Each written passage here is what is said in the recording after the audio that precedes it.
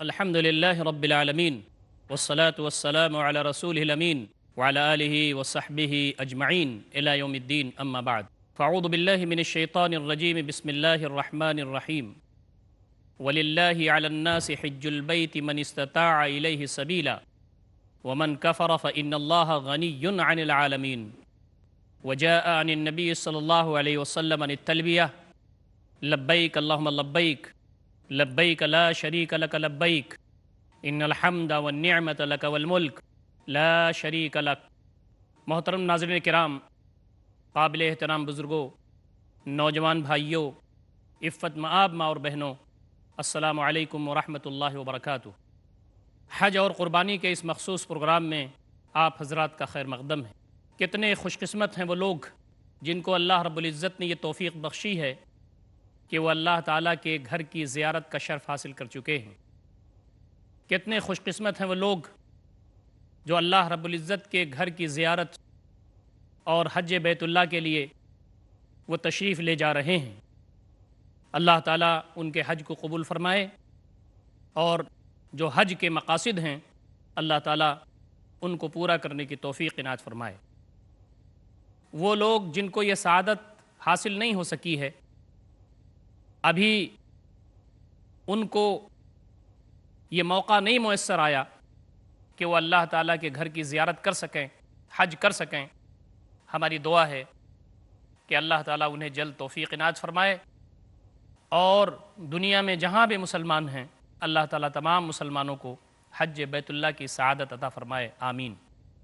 محترم ناظرین کرام، اس وقت جس خاص مسئلے پر گفتگو ہم کرنے جا رہے ہیں وہ حج کے شرائط۔ کیا شرائط ہیں جو حج کے لیے ضروری ہیں اور جن کا خیال رکھنا ہم تمام کے لیے اشد ضروری ہے۔ حج کے شرائط میں سب سے پہلی چیز جو آتی ہے وہ اسلام ہے۔ مسلمان پر حج فرض ہے۔ حج کرنے کے لیے ضروری ہے کہ آدمی اسلام کی دولت سے مالا مال ہو۔ آپ کو معلوم ہے کہ حرمین شریفین میں کوئی غیر مسلم نہیں جا سکتا۔ کعبۃ اللہ شریف کا ایک حرم ہے، اس حرم کے اندر، اس حدود کے اندر کوئی غیر مسلم نہیں جا سکتا۔ لا الہ الا اللہ محمد الرسول اللہ جو پڑھتا ہے وہی اس حرم کے اندر جا سکتا ہے۔ تو حج کی جو قربانی ہے یا حج کا جو فریضہ ہے، اللہ رب العزت کے راستے میں اپنے آپ کو بندہ نچھاور کرتا ہے اور اس کے سامنے حاضر ہوتا ہے تو کلمہ گو ہی یہ فریضہ ادا کر سکتا ہے۔ جو کلمہ گو نہیں ہے اس پر یہ فریضہ نہیں ہے، بلکہ اس کو وہاں جانے کی اجازت نہیں ہے۔ قرآن مجید نے ارشاد فرمایا ہے، قرآن مجید میں موجود ہے، انما المشرکون نجس فلا یقربوا المسجد الحرام بعد عامہم ھذا۔ مشرکین نجس ہیں، وہ اس سال کے بعد مسجد حرام کے قریب بھی نہ آئیں۔ محترم ناظرین کرام، آپ جانتے ہیں کہ حج نبی اکرم صلی اللہ علیہ وسلم پر 9 ہجری میں فرض ہوا ہے۔ حج کی جو فرضیت آئی ہے وہ 9 ہجری میں آئی ہے۔ نبی اکرم صلی اللہ علیہ وسلم پر جب یہ فرضیت آئی اللہ تعالیٰ کی طرف سے وحی کے ذریعے، تو آپ صلی اللہ علیہ وسلم نے اس سال حضرت ابوبکر رضی اللہ تعالیٰ عنہ کو حج کا امیر بنا کر کے بھیجا تھا، اور وہ سال تھا کہ جب مشرکین مکہ اور دیگر مشرکین اور مسلمان یہ مل جل کر کے انہوں نے حج کیا تھا۔ یعنی حضرت ابوبکر رضی اللہ تعالیٰ عنہ اور آپ کے ساتھ جو مسلمان وہاں حج کرنے گئے تھے تو آپ کے ساتھ ساتھ مشرکین بھی حج کر رہے تھے، تو گویا خلط ملط حج تھا۔ لیکن وہاں پر حضرت ابوبکر رضی اللہ تعالیٰ عنہ کو نبی اکرم صلی اللہ علیہ وسلم نے ہدایت فرمائی تھی کہ آپ جا کر کے وہاں یہ اعلان کر دیں کہ اب مشرکین نجس ہیں، کعبۃ اللہ شریف میں ان کا داخلہ ممنوع ہے، اور اس سال کے بعد وہ مسجد حرام کے قریب بھی نہ پھٹکیں۔ اور آپ کو معلوم ہے کہ نبی اکرم صلی اللہ علیہ وسلم نے اس کے بعد 10 ہجری میں حج فرمایا، جب کعبۃ اللہ شریف اور اللہ تعالیٰ کا گھر وہ مشرکوں سے پاک ہو گئے۔ تو پہلی شرط جو حج کے لیے ضروری ہے وہ اسلام ہے۔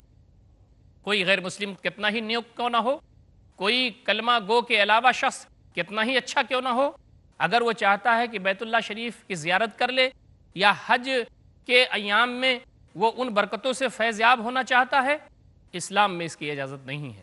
اسلام پہلی شرط۔ دوسری شرط جو اسلام نے متعین کی ہے حج کے لیے وہ ہے عقل۔ آدمی عقل مند ہے، سوچ سمجھ رکھنے والا ہے، پاگل نہیں ہے، دیوانہ نہیں ہے، مجنون نہیں ہے، یہ شرط بھی لگائی گئی ہے۔ اسلام نے عام طور پر جو فریضہ، جو فرض متعین کیا ہے، اس کے لیے یہ شرط لگائی گئی ہے کہ آدمی دیوانہ نہ ہو، پاگل نہ ہو۔ عقل کی شرط لگائی گئی، سمجھدار آدمی ہو، سوجھ بوجھ رکھنے والا ہو۔ تو یہ شرط اس لیے لگائی گئی ہے کہ جو پاگل آدمی ہوتا ہے، مجنون آدمی ہوتا ہے، وہ کوئی چیز سمجھ نہیں سکتا، وہ خود اپنے آپ کو نہیں سمجھتا، دوسروں کو نہیں سمجھتا، تو اس پر اسلام کی جو تعلیمات ہیں اس سے اٹھا لی جاتی ہیں۔ نماز ایسے آدمی پر فرض نہیں ہے، ایسے آدمی پر روزہ فرض نہیں ہے، ایسے آدمی پر دین کے اندر جو فرائض ہیں وہ اس سے اٹھا لیے جاتے ہیں، اسی وجہ سے کہ جب اس کو سمجھ ہی نہیں ہے، عقل ہی نہیں ہے، جب وہ مجنون ہے، پاگل ہے، تو اس پر دین کی جو ذمہ داریاں ہیں وہ اللہ رب العزت نے رحم کے طور پر اس سے اٹھا لیا ہے، اس کا وہ مکلف نہیں ہے۔ تو یہاں بھی حج کے سلسلے میں بھی یہ بات فرمائی کہ عاقل ہونا ضروری ہے، سمجھدار ہونا ضروری ہے۔ ناسمجھ آدمی سے مراد یہ کہ پاگل، دیوانہ یا جس کے دماغ میں خلل ہے، اس پر حج فرض نہیں ہے۔ نبی اکرم صلی اللہ علیہ وسلم کے مشہور حدیث ہے جس میں آپ نے فرمایا رفع القلم عن ثلاثہ، 3 آدمیوں سے قلم اٹھا لیا گیا ہے، یعنی اب ان کے سلسلے میں کوئی باز پرس نہیں ہے۔ ایک تو عن النائم حتی یستیقظ، سونے والا آدمی سو گیا ہے یہاں تک کہ بیدار ہو جائے۔ آدمی اگر سو رہا ہے اور سونے کی حالت میں اس سے ہاتھ پیر سے کوئی چیز ہو جائے تو اس کا مواخذہ نہیں ہوگا، اس لیے کہ وہ سو رہا ہے، اور سونے کے عالم میں آدمی موت سے قریب ہوتا ہے، گویا موت کی ایک دوسری شکل ہے سونا۔ اللہ رب العزت نے قرآن مجید میں ارشاد فرمایا ہے کہ آدمی جب سو جاتا ہے تو سونے کی وجہ سے گویا وہ موت کے منہ میں چلا جاتا ہے، موت کی طرح ہو جاتا ہے، جیسے آدمی مرا ہوا ہے۔ اللہ رب العزت جس کے ساتھ یہ ارادہ کرتے ہیں کہ اس کی زندگی اور آگے رہے تو اس کی روح کو واپس کر دیتے ہیں، یا اس کو اس بات کی توفیق دیتے ہیں کہ وہ آگے بڑھے، یا اس کی حیات آگے بڑھتی ہے۔ اور جس شخص کے بارے میں اللہ رب العزت کا فیصلہ ہوتا ہے کہ اب اس کو مہلت عمل نہیں ملنی چاہیے تو پھر اس کی روح قبض کر لی جاتی۔ تو آدمی جب سوتا ہے تو صرف اس کی سانسیں چلتی ہیں، بقیہ اس کے سارے حرکات و سکنات سب ختم ہو جاتے ہیں۔ تو کہا کہ سونے والے سے قلم اٹھا لیا گیا ہے یہاں تک کہ وہ بیدار ہو جائے۔ وعن الصبی حتی یشب، اور بچے سے قلم اٹھا لیا گیا ہے یہاں تک کہ وہ جوان ہو جائے، یہاں تک کہ وہ بالغ ہو جائے۔ بچے کو بھی اللہ رب العزت نے یہ رحم فرمایا ہے کہ بچے کو بھی تکلیف کی ذمہ داری سے بری قرار دیا ہے، یعنی اس پر ذمہ داری نہیں ہے کہ وہ فرائض ادا کرے، اور فرائض ادا نہیں کرتا تو اس کی باز پرس ہو، یا اس کے بارے میں نام اعمال اس کا تیار ہو رہا ہو اور اس کا گناہ لکھا جا رہا ہو۔ اسلام نے جو عمر طے کی ہے وہ بلاغت ہے، اسلام نے جو عمر طے کی ہے وہ بلوغت۔ بچے پر کوئی چیز عائد نہیں ہوتی، لیکن اسلام نے یہ بات طے کی ہے کہ اگر ہماری ذمہ داری یہ بنتی ہے کہ ہمارے پاس بچے اگر موجود ہیں تو ہم ان کی تربیت کریں، ان کو نماز پڑھنے کے عادی بنائیں۔ نماز پڑھنا فرض بچے پہ کب ہے؟ جب وہ بالغ ہو جائے، لیکن نماز پڑھنے کا عادی اس کو بنانا چاہیے، نماز پڑھنے کے لیے اس کو تیار کرنا چاہیے۔ 7 سال کی عمر کے ہو جائے بچہ تو اسے نماز پڑھنے کی رغبت دی جائے، اور اگر 7 سال کی عمر کے بعد وہ 10 سال کی عمر تک پہنچ جائے تو ہلکی مار بھی اس کو ماری جائے۔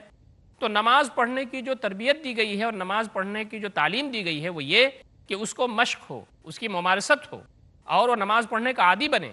اسی طریقے سے روزہ رکھنا بھی بالغ ہونے کے بعد ہی فرض ہے، لیکن بچوں کو جو ہیبٹ دی جاتی ہے، ان کو جو عادت دلائی جاتی ہے، وہ اسی لیے دلائی جاتی ہے کہ وہ مشق کر سکیں، ممارست ان کی ہو، اس کے عادی بنیں، تاکہ جب بالغ ہوں تو یہ چیز ان پر بوجھ نہ ہو۔ اور وہ بچے جو نماز پڑھتے ہیں، جو روزہ رکھتے ہیں، ان کو انشاءاللہ اللہ رب العزت کی طرف سے اس کی رحمت و برکت آئے گی۔ اس کے ساتھ ساتھ ان کے والدین کو بھی ثواب ملتا ہے، کار خیر ملتا ہے، ان کو ثواب ملتا ہے۔ محترم ناظرین کرام، حج کے سلسلے میں بھی بات کہ حج کے سلسلے میں عقل ضروری ہے۔ نبی اکرم صلی اللہ علیہ وسلم نے فرمایا کہ کوئی پاگل آدمی ہو تو اس پر حج فرض نہیں ہے۔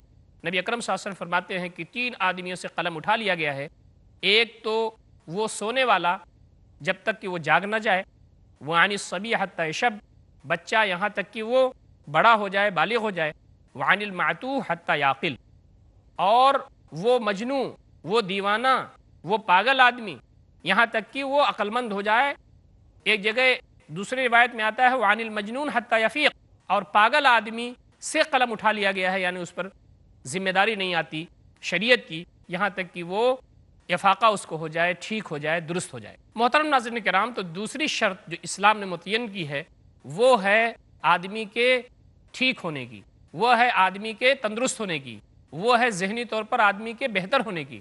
پاگل سے، دیوانہ سے، مجنوں سے اللہ رب العزت نے یہ ذمہ داریاں اٹھا لی ہیں، اور اس پر یہ ذمہ داری نہیں آتی کہ وہ اسلام میں جو فرائض ہیں اس کی ادائیگی کرے، اس لیے کہ وہ آپے بھی نہیں ہوتا، وہ سمجھدار نہیں ہوتا، وہ خود نہ تو اپنے آپ کو جانتا ہے نہ دوسروں کو جانتا ہے، تو خود اپنے لیے بھی مسائل کھڑا کرے گا اور دوسروں کے لیے بھی مسائل کھڑے کرے گا۔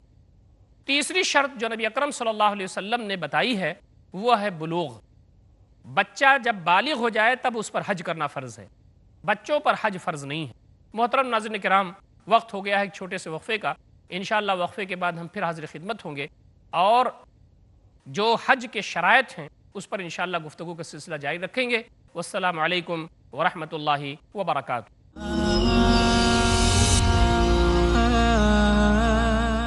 السلام علیکم، میں ہوں اعجاز اسلم اور آپ دیکھ رہے ہیں پیس ٹی وی اردو۔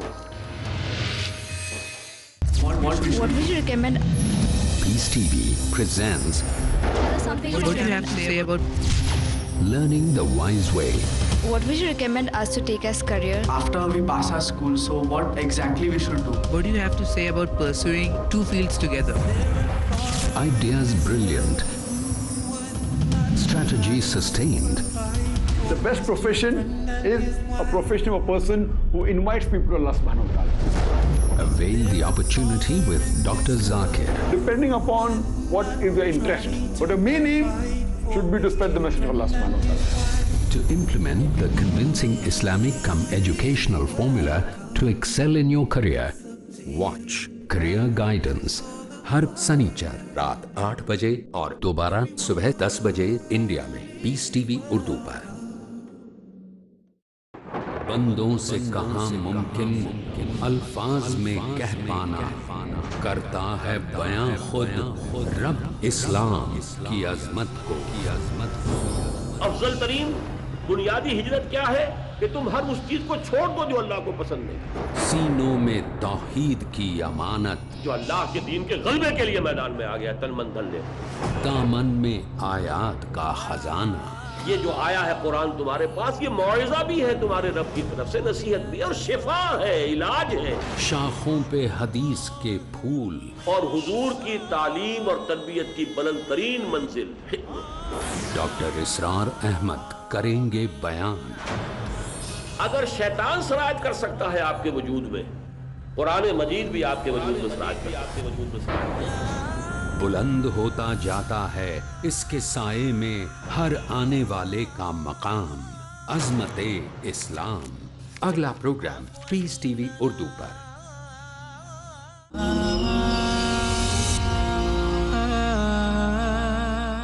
بسم اللہ الرحمن الرحیم۔ محترم ناظرین کرام، وقفے کے بعد ہم پھر حاضر خدمت ہیں، اور حج کے سلسلے میں ہم گفتگو کر رہے ہیں کہ حج کے شرائط کیا ہیں۔ حج کے شرائط میں سب سے پہلی چیز مسلمان ہونا ہے، اور دوسری چیز عقل مند ہونا ہے، یعنی پاگل دیوانہ پر حج نہیں ہے، اور تیسری چیز بالغ ہونا ہے، بچے پر حج نہیں ہے۔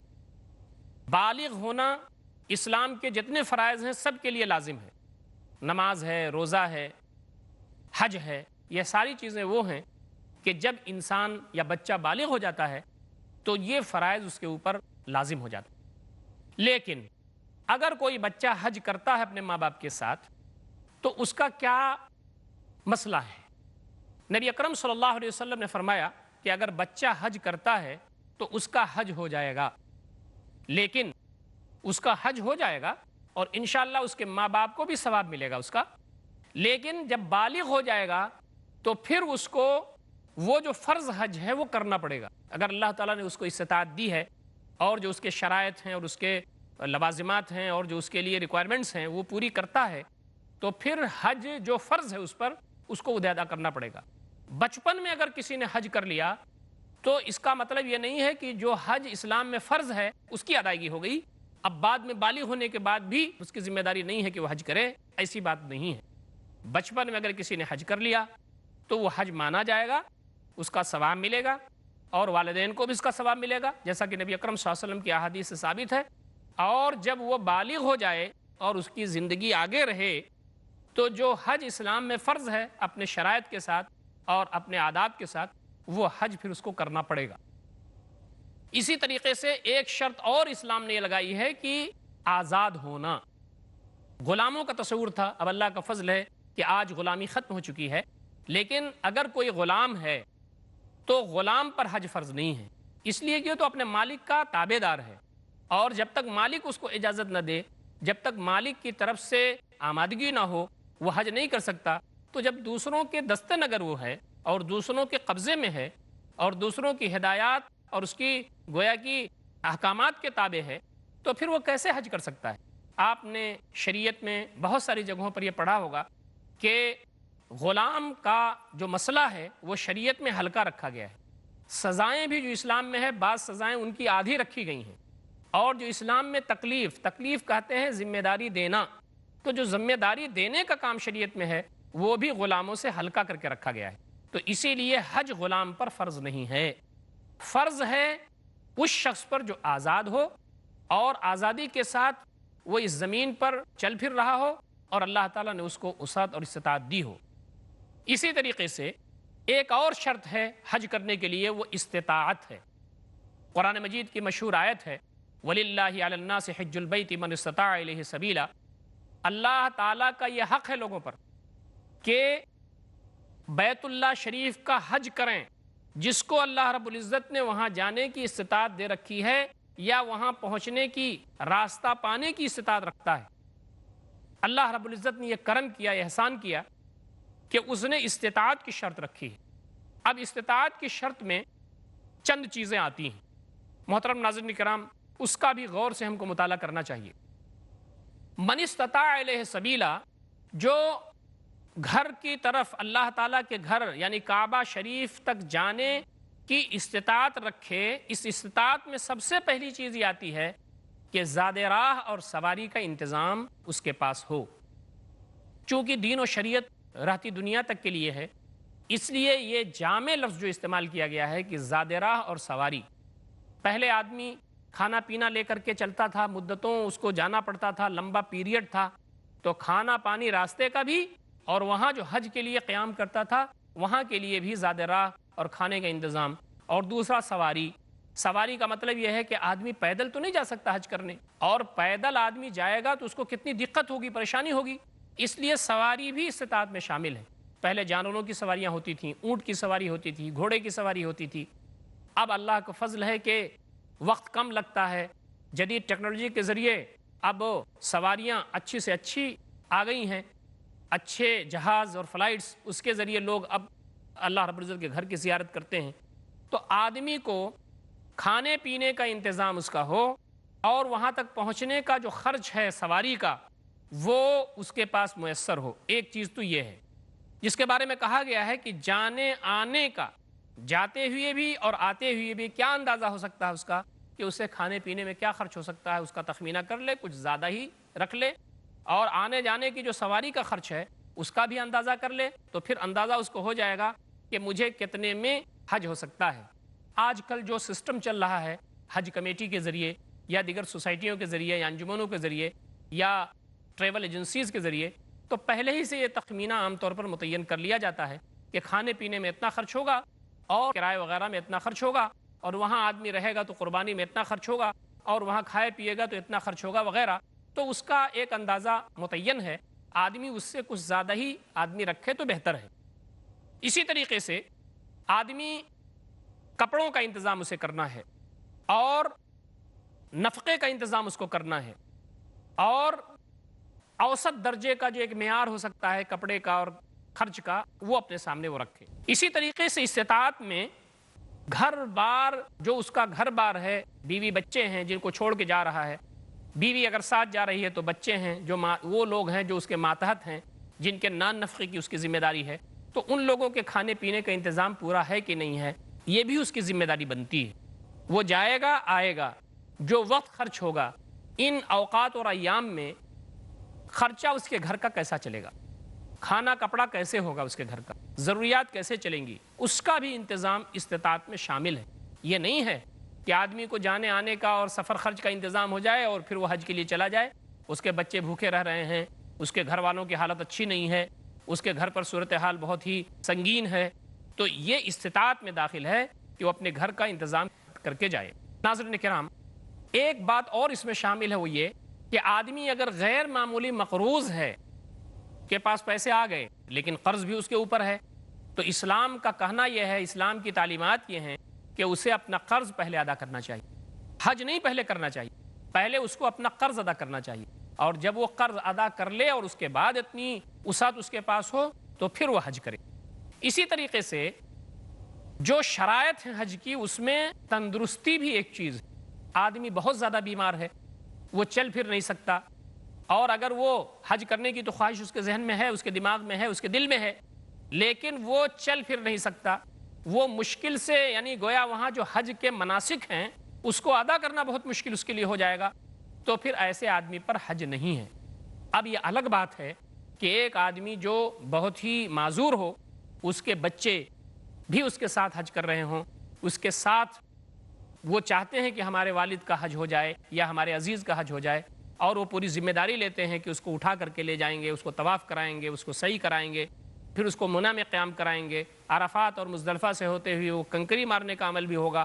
یہ سب وہ اگر ذمہ داری لیتے ہیں تو یہ ایک الگ چیز ہے، یہ آگے کی ایک چیز ہے۔ لیکن جو شخص بہت بیمار ہو اور وہ حج کے مناسک ادا کرنے کی پوزیشن میں نہ ہو، ایسے شخص پر حج واجب نہیں ہے۔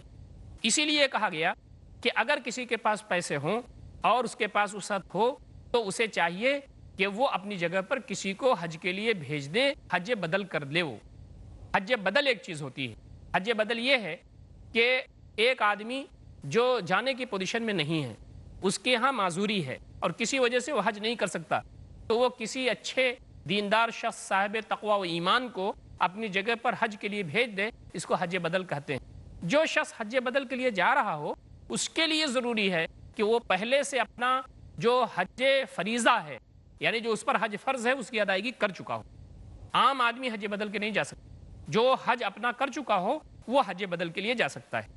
اسی طریقے سے ایک شرط اور بھی ہے حج کی، وہ یہ ہے جو عورتوں کے لیے خاص ہے کہ ان کے ساتھ محرم ہونا چاہیے۔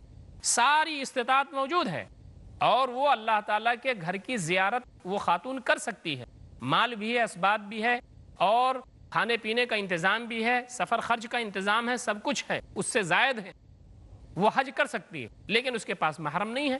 تو نبی اکرم صلی اللہ علیہ وسلم کا ارشاد ہے کہ جو محرم نہیں اگر کسی کے پاس تو وہ حج نہ کرے، اور کوئی عورت بغیر محرم کے 3 دن یا اس سے زائد کا سفر نہیں کر سکتی۔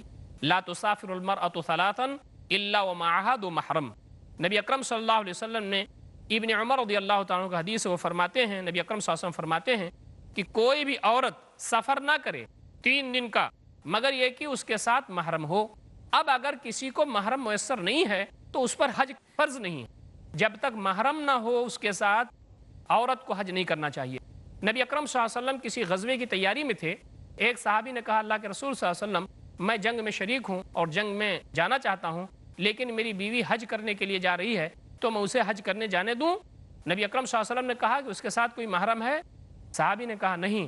تو نبی اکرم صلی اللہ علیہ وسلم نے کہا کہ تم جاؤ اپنی بیوی کے ساتھ حج کرو، اور یہ ذمہ داری جو تم جنگ میں جانا چاہتے ہو اس سے چھوڑ دو، اپنی بیوی کے ساتھ جاؤ، اس کو حج کراؤ۔ اسی طریقے سے کوئی خاتون اگر عدت گزار رہی ہے تو اس پر بھی حج نہیں ہے جب تک عدت گزار رہی ہے۔ عدت گزر رہی ہے اس کی، اسی دوران وہ حج پہ چلی جائے، یہ بات صحیح نہیں ہے۔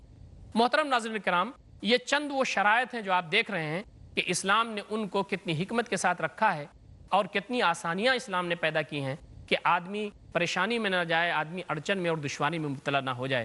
محترم ناظرین کرام، یہ حج کی وہ شرائط ہیں جن کو اپنے سامنے ہم کو رکھنا چاہیے، اور ان شرائط کے پورا ہونے کے بعد ہی حج فرض ہوتا ہے۔ اللہ تعالیٰ سے دعا ہے کہ بار الہ ہم تمام کو جو دین اسلام کی رہنمائیاں حج کے سلسلے میں ہیں ان کو سمجھنے، ان پر عمل کرنے کی توفیق عنایت فرمائے۔ اقول قولی ھذا استغفر اللہ لی ولکم اجمعین واستغفروہ انہ الغفور الرحیم، وآخر دعوانا ان الحمد للہ رب العالمین، والسلام علیکم ورحمۃ اللہ وبرکاتہ۔